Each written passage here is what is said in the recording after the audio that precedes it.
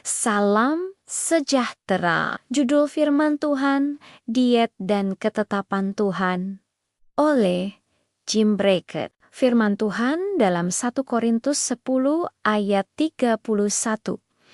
Aku menjawab, jika engkau makan, atau jika engkau minum, atau jika engkau melakukan sesuatu yang lain, lakukanlah semuanya itu untuk kemuliaan Allah. Pada tahun 1863, hanya beberapa bulan setelah pengorganisasian gereja Masehi Advent hari ke-7, Tuhan memberi Ellen White penglihatan tentang pentingnya kesehatan. Pada mulanya hal ini mungkin terlihat menyimpang dari amanat Injil. Apa hubungannya pola makan yang baik, berolahraga, dan istirahat yang cukup dengan mempersiapkan orang untuk kedatangan Yesus yang kedua kali? Faktanya adalah, nomor 1, persepsi rohani kita berada dalam risiko ketika kita gagal untuk mengikuti rencana Tuhan bagi tubuh kita. Berikut adalah bagaimana Ellen White menyatakannya. Mereka yang menang sebagaimana Kristus menang perlu terus-menerus menjaga diri mereka sendiri melawan godaan iblis. Selera dan nafsu makan harus dibatasi dan di bawah kendali hati nurani yang diterangi agar daya pikir tidak terganggu, daya persepsinya jelas, sehingga cara kerja iblis dan jeratnya tidak diartikan sebagai pemeliharaan Tuhan. Fakta nomor 2.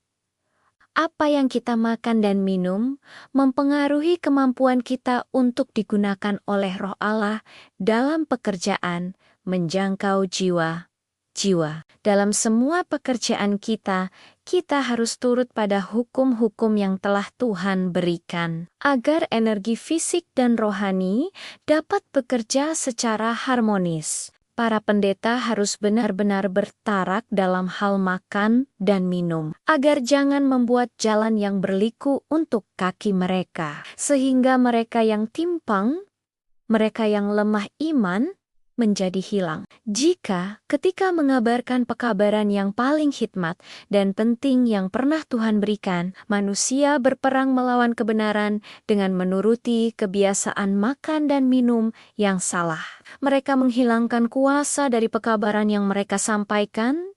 Dan nomor 3, pengendalian. Nafsu makan adalah langkah pertama dalam mengendalikan godaan lainnya dan dapat menentukan nasib kekal seseorang. Kuasa selera makan yang mengendalikan akan menjadi penentu kehancuran ribuan orang. Padahal, jika mereka menaklukkannya, mereka akan memiliki kekuatan moral untuk meraih kemenangan atas setiap godaan iblis lainnya. Namun mereka yang menjadi budak nafsu makan akan gagal dalam menyempurnakan karakter Kristen. Pelanggaran manusia yang terus-menerus selama 6.000 tahun telah membawa penyakit, kesakitan, dan kematian sebagai buahnya. Dan ketika kita mendekati akhir zaman, godaan iblis untuk memanjakan selera akan menjadi lebih kuat dan lebih sulit diatasi. Tuhan,